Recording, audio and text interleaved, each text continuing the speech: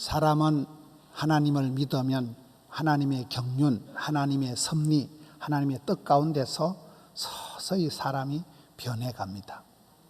그래서 여호와를 경외하는 것이 지식의 근본이고, 예수님을 아는 지식의 가장 고상해서 예수님이 누구신가를 알게 되면 그 사람이 변화가 일어나고, 성령 하나님이 그 사람의 마음을 만져주시고 성령께서 그 사람을 감동하시면 사람이 변화가 됩니다. 학습 효과가 사도 바울과 같이 나는 살다가 이런저런 일들을 겪어보고 오늘 지금 고백하기를 어떤 형편에 갖다 놓든지 나는 자족하기를 배웠다, 일체의 비결을 배웠다, 이렇게 얘기를 하고 있습니다.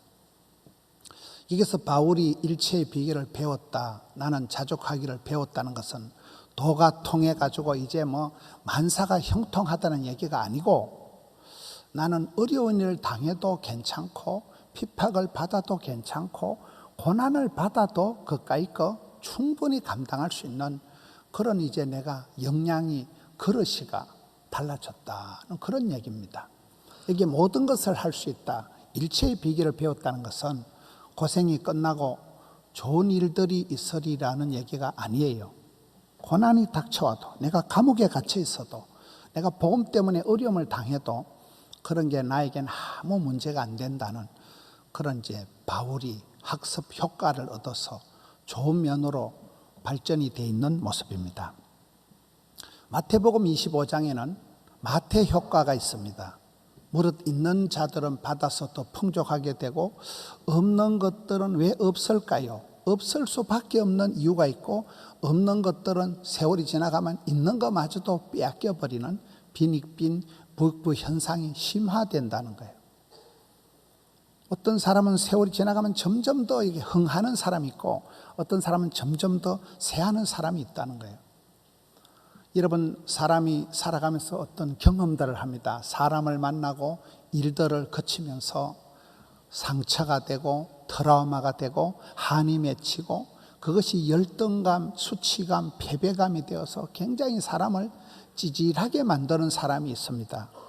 반면에 오늘 사도 바울과 같이 산전, 수전, 우주전, 공중전 겪어가면서 그 많은 일들이 그 사람에게 상처가 되거나 마이너 역할을 하는 게 아니고, 그것 때문에 오히려 더 하나님을 알게 되고, 그것 때문에 더 하나님 뜻을 깨닫게 되면서 학습 효과, 내 잔이 넘치나이다, 내 은혜가 내게 족하도다, 나는 일체의 비결을 배웠다, 이런 고백들을 하게 되는 것입니다. 우리가 알거니와 사도 바울은 출발이 그렇게 명랑한 사람이 아니에요. 해방자요, 피팍자요. 원문에 의하면 악질적인, 사람이 질이 좋지 않은 아주 악질적인 사람, 교회를 해코지하던 그런 질이 나쁜 사람이었지만은, 그가 나중의 모습은 교회에, 초대 교회에, 신약 성경에 뗄래야 뺄 수가 없는 그런 독보적인 인물이 되었습니다. 우리가 손흥민이다 이러면 손흥민이 한 사람, 축구하는 손흥민이 한 사람이 1인 기업입니다. 웬만한 공장 몇십 개 돌아가는 것보다 더 셉니다. 손흥민이 한 사람이 1인 브랜드 파워가 1인 기업이 됩니다. 여기 바울이, 지금 사도 바울은 웬만한 선교 단체가 하는 것보다 더 큰 일을 혼자서 하는 거예요. 1인 기업입니다. 만능 엔터테이너가 되는. 아까 우리가 찬송 부를 때 지금은 엘리야 때처럼 주 말씀이 선포되고, 그 찬송이 아주 이렇게 감동적이지만 내용은, 여러분, 엘리야 때는 정치, 경제, 사회, 문화적으로 최악이었습니다. 엘리야 때는 아합이라는 왕, 남쪽 유다, 북쪽 이스라엘의 40명 가까운 왕 중에 가장 악독한 왕이 아합 왕이 다스릴 때, 하나님 믿는 종들을 죽여버리는, 이런 선지자들을 잡아 죽이는 시대에 생명의 위협을 느끼면서 도망을 다니고, 날씨가 좋지 않아서 기후가 3년 6개월 동안 가뭄이 지니까 죽을 지경입니다. 도망을 가다가 그리 시냇가에 가서 강물을 빨아먹고 살아가는 그런 위태한 시대가 엘리야 때예요. 그런데 엘리야가 구약성경의 가장 대표적인 말씀을 선포하고 기도할 때 하늘에서 불이 떨어지고 죄악이 더한 곳에 은혜가 넘치는 그런 역사가 있었듯이, 아니 다윗이 베들레헴 들판에 양치기 하는 한 그런 목동이었지만은 하나님은 그를 1인 기업이요, 최고의 뮤지션 연주자요, 그가 최고의 군인이요, 왕으로 다윗의 때에 가장 강력하게 한 베들레헴의 목동을 여러분 만왕의 왕으로 그렇게 위대하게 들어 쓰시는 분이 이 하나님이시라는 거예요. 그 일체의 비결을 배워간다고 할 때 사건들을 지나면서 그런 상승 효과가 있는 그런 사람이 있다는 것입니다. 리버가다, 마리아다, 라합이다, 룻이다. 성경에 부름받고 쓰임받고 사랑받은 여인들을 보면 그 여자 한 사람이 주연, 조연, 시나리오, 무대 감독 다 해버립니다. 그런 기구한 여자, 과부 주제에, 기생 주제에, 그런 기구한 한 여인이 엄마 역할을, 그 시대에 남정네 100명, 1000명이 못한 역할을 한 여인이 주연, 조연 다 해내는 이런 역할들을 해내듯이 여기에 팔방미인의 그런 효과를 내는 사람이 지금 사도 바울이라는 거예요. 지중해 바닷가에 다소라는 조그마한 동네에서 태어났지만 그가 로마를 향해 나아가는 세계 열방의 선교사, 요즘 말로 글로벌 리더가 된 것입니다. 신약 성경의 절반 이상을 기록한 최고의 카피라이터, 최고의 작가요, 최고의 저자가 됩니다. 장가도 가지 않고 평생을 싱글로 독신으로 살았지만은 많은 믿음의 자녀들을 둔 그런 아버지가 되었습니다. 성격이 좋지 않았습니다. 최초의 안디옥 교회 담임 목사님 바나바, 자기를 스카웃한 사부님이요, 최고의 멘토요, 아버지 같은 바나바와 대판 싸우고 심히 다투고 피차 갈라서면서 선교팀을 깨트린 사람이에요. 여러분, 집 한 칸 장만하지 못하고 카드 한 장 없이 노다지 감옥을 드나드는 그런 성품이 원만하지 않았어요. 고약한 사람이었지만은 바울은 만나는 사람들마다 선한 영향력을 끼쳐서 많은 사람들을 변화시킨, 수많은 동력자들을 만들어낸 사람이 바울입니다. 오늘 이 시대도 하나를 가르치면 열을 할 수 있는 그런 사람이 필요한 것입니다. 일을 시켜서 하는 게 아니라 시키지 않아도 찾아서 적극적으로 일을 만들어 갈 수 있는 그런 인물이 필요합니다. 문제를 지적만 하는 그런 사람이 똑똑한 사람이 아니라 대안을 제시하고 어떤 문제가 있을지라도 주도적으로 돌파를, 해결을, 솔루션을 해내는 그런 주도적인 인물이 필요한 것입니다.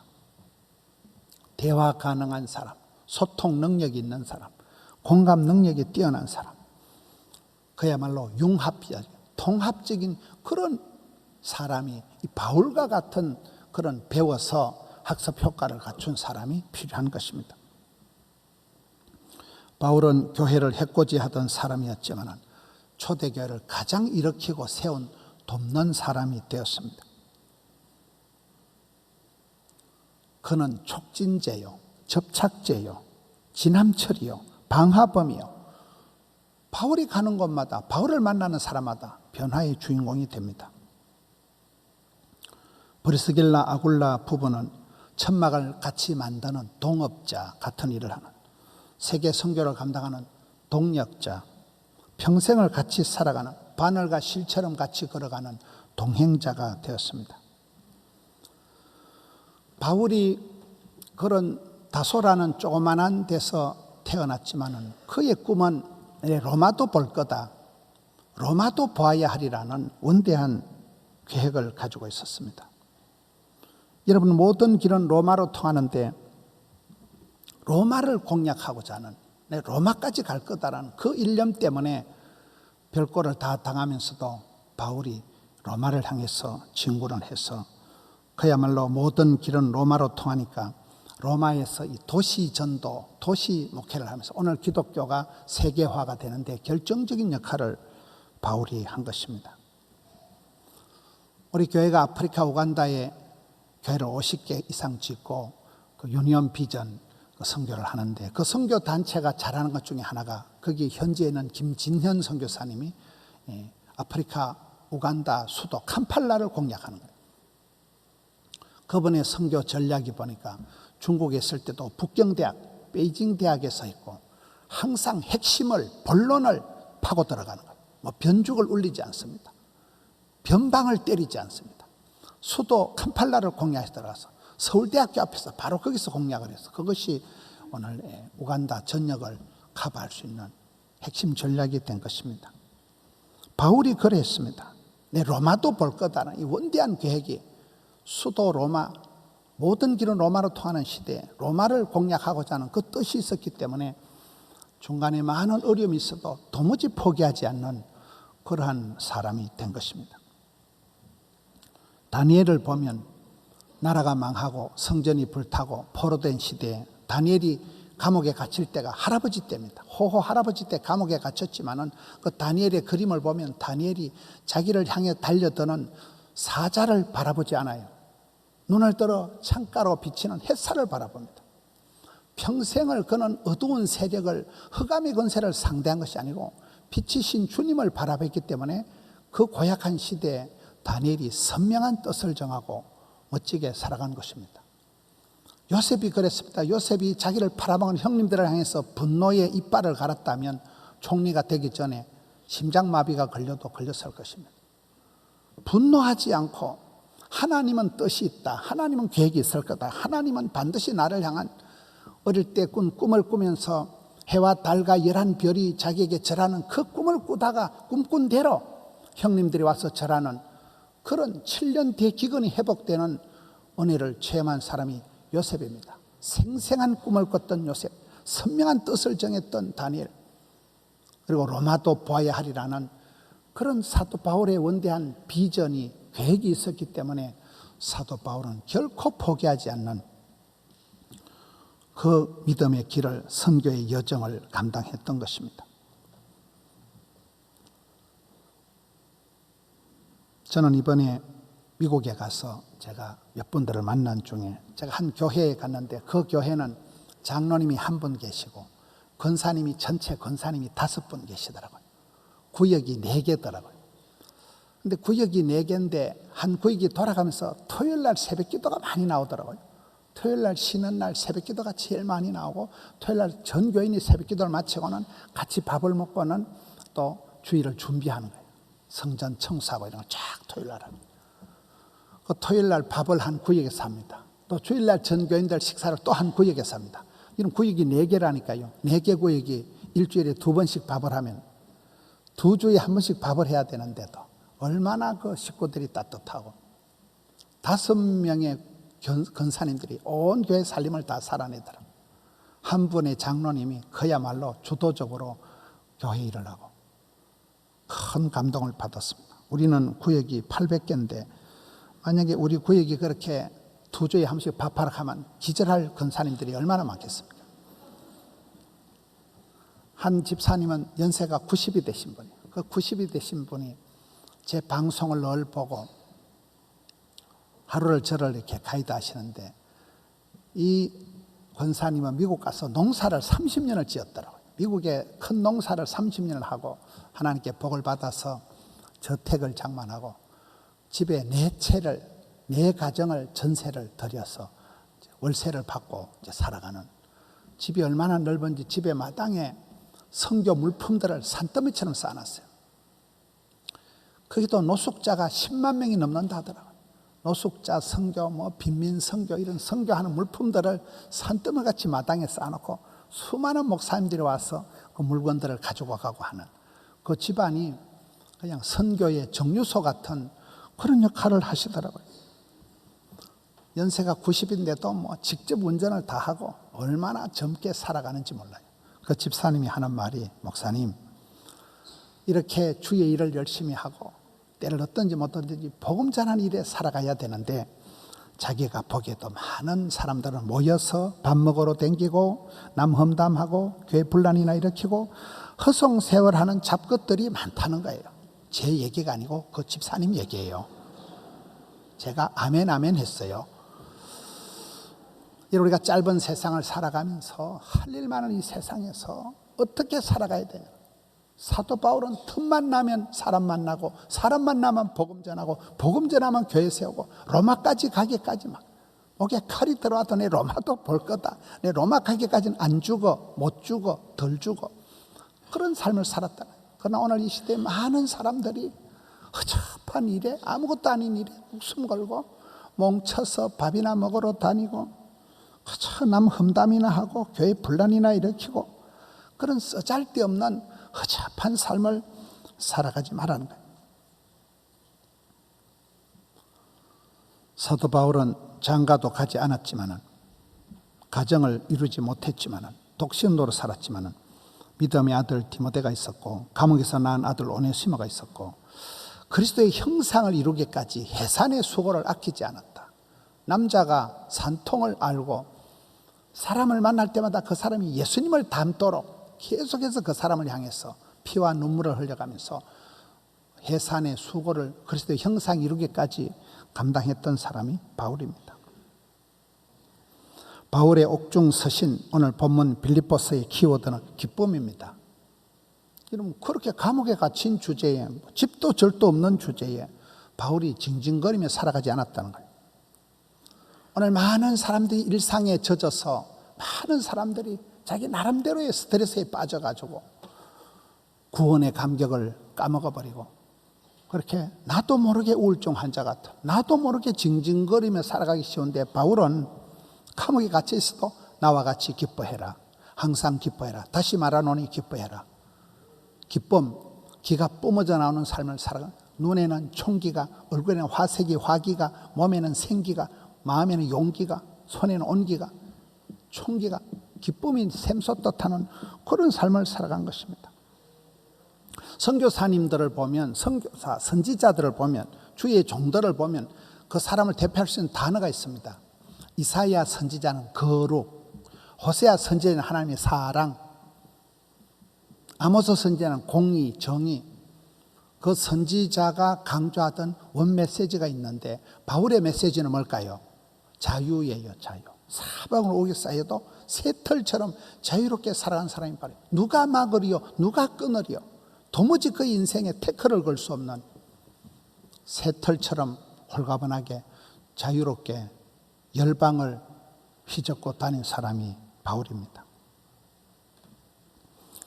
여러분, 우리가 살다 보면 지치고 상하고 피곤에 찌들려 가지고 어떤 일이 앞에 예측이 되어 있으면 그것 때문에 스트레스를 받아서 아무것도 못합니다. 일을 또 치르고 나면 또 후유증을, 피곤해서 또 못합니다. 여러분, 일상에 매여서, 일상에 젖어서, 조직에 갇혀서 내 삶의 한몰이 되어서 그렇게 살아가는 사람들이 대부분입니다. 근데 바울은 도무지 매이지 않은 거예요. 도무지 갇히지 않은 거예요. 어디 갔다 놔도 나는 일체의 비결을 배웠다. 내 잔이 넘친다. 나는 자족하기를 배웠다. 어디 갔다 놔도 오케이에서 오케이다. 이야, 이 바울의 학습 효과. 그는 어려운 일을 거칠 때마다 하나님의 본심을 생각합니다.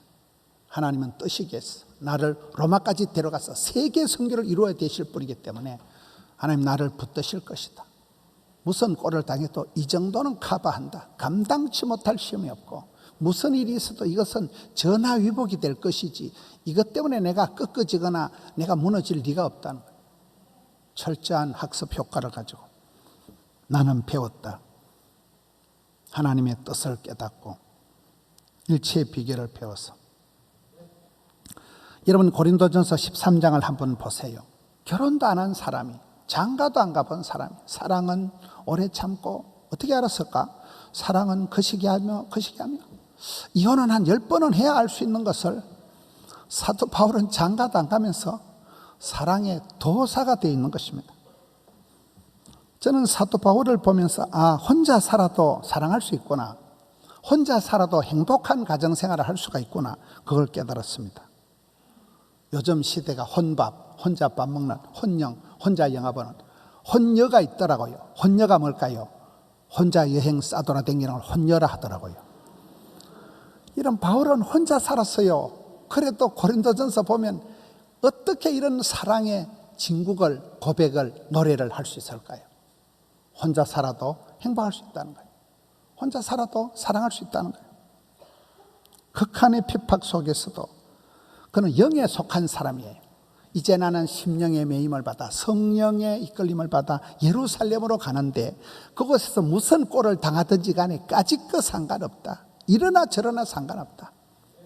여러분, 성령의 매임을 받아 가는데 무엇을 당하든지 간에 나는 상관없이 다 커버한다는 거예요.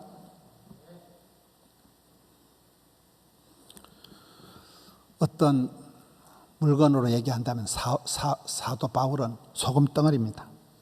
여러분, 소금물을 들이키면 갈증이 유발됩니다. 옛날엔 소금 가지고 간을 맞추고 소금 가지고 다 맛을 냈습니다. 바울이 가는 것마다 맛이 달라집니다. 바울은 리터머스 용지처럼 그를 가까이 하면 색이 변해버립니다. 바울은 지남철입니다. 그를 만났던 사람마다 강력한 끌림을 받는 거예요. 바울은 배터리입니다. 에너자이저입니다. 그를 만나면 배터리 충전이 되듯이 바울은 방화범입니다. 만나는 사람마다 성령의 불씨를 지피는 사람. 좀 나쁜 예지만은 바울은 마약처럼 중독성이 강한 인물입니다. 저는 마약을 한 번도 해본 적이 없기 때문에 모르지만 뉴스를 보니까 가장 중독성이 강한 게 마약이라더만요. 마약과 같은 것은 사람을 만나면 중독을 시켜버리는, 좋은 면으로 긍정적으로 중독을 시켜버리는 사람이 바울입니다. 오늘 우리가 수많은 일들을 지나면서 수많은 인간들을 만나고 살아갑니다. 근데 어떤 사람은 사람을 만나서 사기당하고 이혼당하고 상처를 받고 그게 트라우마가 되고 그게 열등감, 수치감, 패배감이 되어서 남은 인생을 우울하게 보내는 그런 나쁜 면으로 학습 효과를 가지는 사람들이 적지를 않습니다. 근데 바울처럼 어떤 사람은 무슨 꼴을 당하든지 고난을 당하든지 핍박을 당하든지 왕따를 당하든지 감옥에 갇히든지 무슨 일을 당하든지 나는 자족하기를 배웠다. 일체의 비결을 배웠다. 무슨 일을 당하든지 까딱 없다는 거예요. 안 좋은 일인데 고난을 당하는데 오늘 말씀의 흐름이 나는 모든 것을 할 수 있다. 일체의 비결을 배웠다. 꽃길을 걸어가는 거 아닙니다. 높은 자리 차지하는 거 아닙니다. 고난을 당하고 감옥에 들어가고 어려움을 당하고 핍박을 받지만 그까이 거 상관없다는 거예요. 그런 면에서 나는 모든 것을 커버할 수 있다는 거예요. 우리의 삶도 그렇습니다. 이런 우리의 앞길이 늘 푸른 그런 장밋빛 꽃길을 아무도 장담할 수가 없습니다. 전 이번에 미국에서도 여러분들을 만나보니까 대혼단이 오고 수십 년 잘하던 사업이 사라지고 많은 사람들이 참 극도로 혼돈의 시대, 지금이 너무나 정신적으로 영적으로 혼란한 시대를 살아간다. 그렇습니다. 그러나 바울과 같이 믿음의 길을 가는 사람은 어떤 일을 당하든지 일체의 비결을 배웠노라. 자족하기를 배웠노라. 주님이 나와 함께 하시면 하나님의 본심, 성령의 인도하심, 예수님의 그 사랑을 깨닫고 나면 우리가 전혀 흔들리지 않는 놀라운 학습 효과를 가지고 배워서 남주고 벌어서 섬기고 알아서 면장하는 진리를 알지니 진리 안에 놀라운 자유를 만끽하면서 이 험한 세상을 흔들리지 않는 삶을 감당하시는 우리 믿음의 권속들 되시기를 주님의 이름으로 축원합니다.